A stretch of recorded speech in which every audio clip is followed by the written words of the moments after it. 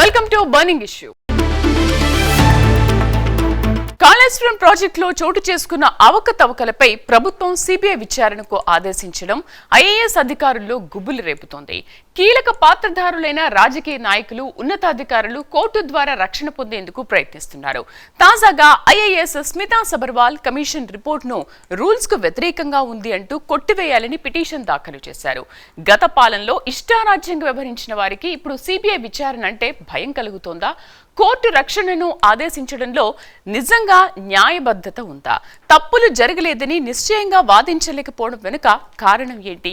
ప్రజాధనంతో నిర్మించిన కాసుల కాళేశ్వరమే కష్టాల కాళేశ్వరంగా మారిన ఆ వివరాలేంటో ఇప్పుడు చూద్దాం.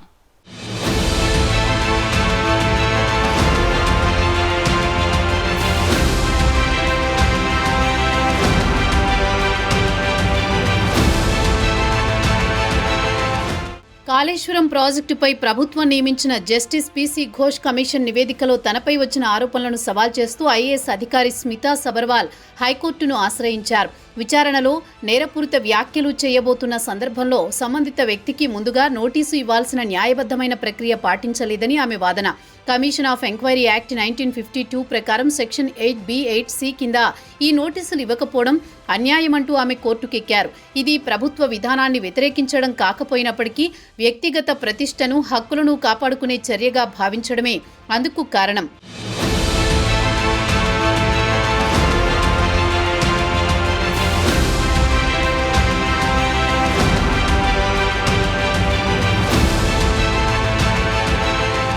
కాళేశ్వరం ప్రాజెక్టుపై విచారణ చేపట్టిన కమిషన్కు భారత సుప్రీంకోర్టు రిటైర్డ్ న్యాయమూర్తి పినాకీ చంద్రఘోష్ నాయకత్వం వహించారు.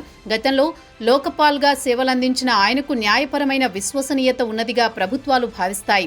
అందుకే కమిషన్కు రిటైర్డ్ న్యాయమూర్తిని నియమించడం విశ్వాసాన్ని పెంచే సాధారణ విధానంగా పరిగణించబడుతోంది. అయితే ఐఏఎస్ స్మితా సబర్వాల్ తన పిటిషన్లో కమిషన్ నివేదికను కొట్టివేయండి అని కోరడం న్యాయ వ్యవస్థను విమర్శించడంగా కాకుండా విచారణలో న్యాయబద్ధత పాటించలేదన్న అభిప్రాయాన్ని సూచిస్తుంది. ఇక్కడ ఒక ముఖ్యమైన అంశం, కమిషన్ నివేదికలు తుది తీర్పులు కావు. అవి పరిశీలనకు ఆధారంగా ఉండే అభిప్రాయాలు మాత్రమే. కానీ ఆ అభిప్రాయాలు వ్యక్తిగత జీవితాలపై ప్రభావం చూపగలవు. అందుకే న్యాయబద్ధత కోసం చేసే ప్రతి అడుగు ప్రజాస్వామ్య విలువలకు అద్దం పడుతుంది.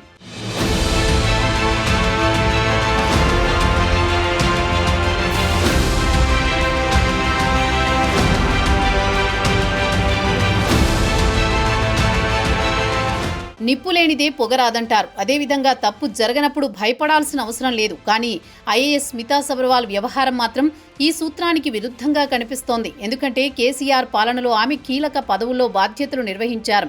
ముఖ్యమంత్రి కార్యాలయంలో అడిషనల్ సెక్రటరీగా, అనంతరం సెక్రటరీగా.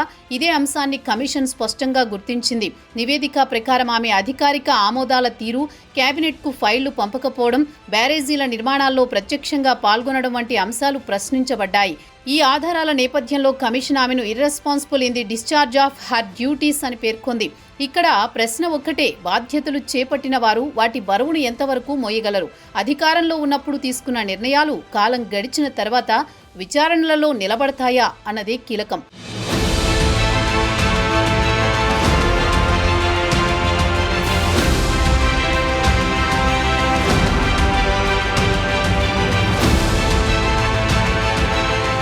కమిషన్ రిపోర్టులో అధికారుల పాత్రతో పాటు గత ప్రభుత్వ పెద్దల తీరుపై కూడా స్పష్టమైన వ్యాఖ్యలు ఉన్నాయి. నాడు మంత్రులుగా వ్యవహరించిన హరీష్ రావు, ఈటెల రాజేందర్ వంటి కీలక వ్యక్తులపై తీవ్ర విమర్శలు నమోదయ్యాయి.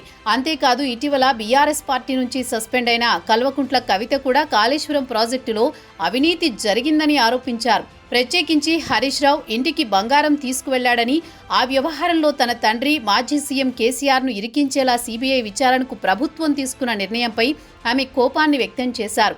ఇవి రాజకీయంగా తీవ్రత కలిగిన ఆరోపణలే అయినప్పటికీ అవినీతికి అభిప్రాయం ఉందన్న ప్రజా అభిప్రాయం మాత్రం మరింత బలంగా వినిపిస్తోంది.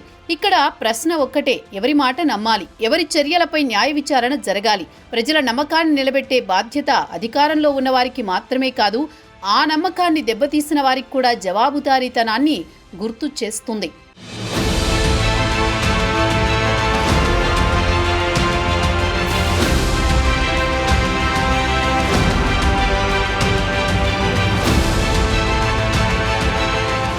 ఐఏఎస్ అనేది ఆల్ ఇండియా సర్వీసెస్ లో అత్యున్నత స్థాయి. 1968 కండక్ట్ రూల్స్ ప్రకారం ప్రభుత్వ ఉద్యోగులు పొలిటికల్ న్యూట్రాలిటీ పాటించాలి. ప్రభుత్వ విధానాలను పబ్లిక్ గా విమర్శించకూడదు. ప్రజలలో ప్రభుత్వంపై అపవాదులు కలిగించే వ్యాఖ్యలు చేయడం నిషిద్ధం. తమ పదవికి తగిన నైతిక ప్రమాణాలు పాటించడం వారి బాధ్యతల్లో భాగం. ఈ నియమాలు ప్రత్యేకంగా ఐఏఎస్, ఐపీఎస్, ఐఎఫ్ఎస్ అధికారులకు వర్తిస్తాయి.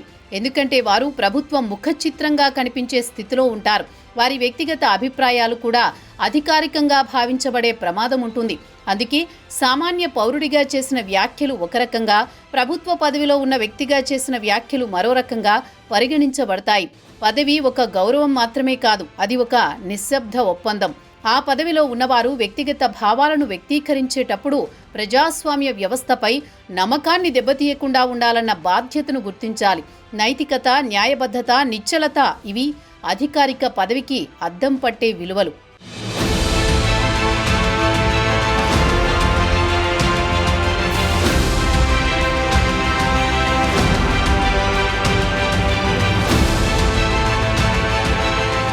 వాస్తవానికి ఐఏఎస్ స్మితా సబర్వాల్ ఇటీవల ప్రభుత్వంపై విమర్శలు చేయడాన్ని గమనించాలి. కంచె గచ్చిబౌలిలోని హైదరాబాద్ యూనివర్సిటీ భూముల వ్యవహారంలో చెట్ల నరికివేతపై సోషల్ మీడియాలో మార్ఫింగ్ ఫోటోలు, వీడియోలు వైరల్ కావడం, ప్రభుత్వాన్ని అస్థిరపరిచేలా కుట్రలు జరిగాయనే ఆరోపణలొచ్చాయి. అలాంటి ఓ పోస్టును స్మితా సబర్వాల్ కూడా షేర్ చేయడం వల్ల ఆమెకు నోటీసులు జారీ అయ్యాయి. ఒక ప్రభుత్వ ఉద్యోగిగా ఉన్న సమయంలో పూర్తి సమాచారం లేకుండా ప్రభుత్వ చర్యలపై పబ్లిక్గా కామెంట్ చేయడం నైతిక ప్రమాణాలకు విరుద్ధంగా పరిగణించబడే ప్రమాదం ఉంది. ఎందుకంటే పదవిలో ఉన్నవారి మాటలు వ్యక్తిగత అభిప్రాయం గాక అధికారికంగా భావించబడే అవకాశం ఉంటుంది. ఈ ఘటన వ్యక్తిగత స్వేచ్ఛకు, పదవిలో ఉన్న బాధ్యతకు మధ్య ఉన్న సున్నితమైన సరిహద్దును గుర్తు చేస్తుంది.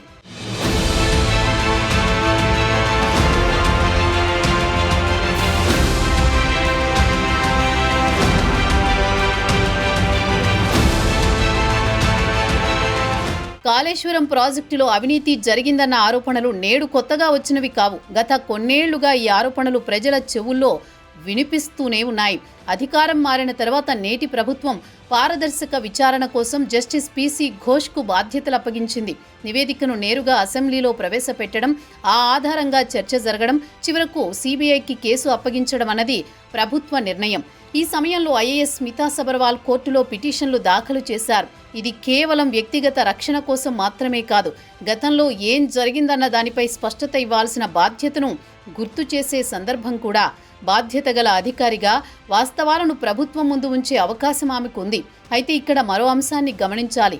నివేదిక ఆధారంగా ఇప్పటి వరకు ఎలాంటి చర్యలు తీసుకోలేదు. కానీ వేళ్లన్నీ కొందరి వైపు చూపించడంతో సంబంధిత వ్యక్తులు ఉలిక్కి పడుతున్నారు.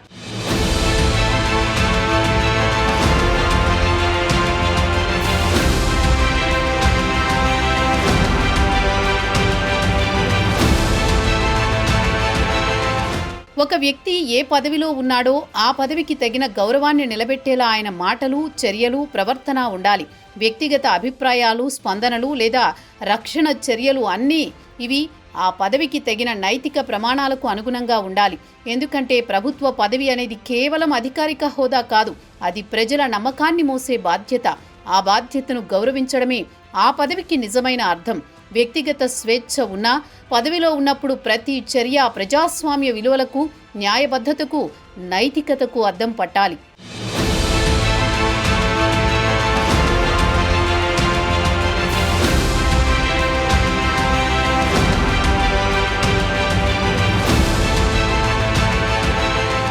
కాళేశ్వరం ప్రాజెక్టు చుట్టూ తిరిగిన ఆరోపణలు, విచారణలు, అధికారుల స్పందనలు అన్నీ ఒక పెద్ద ప్రశ్నను మన ముందుంచుతున్నాయి.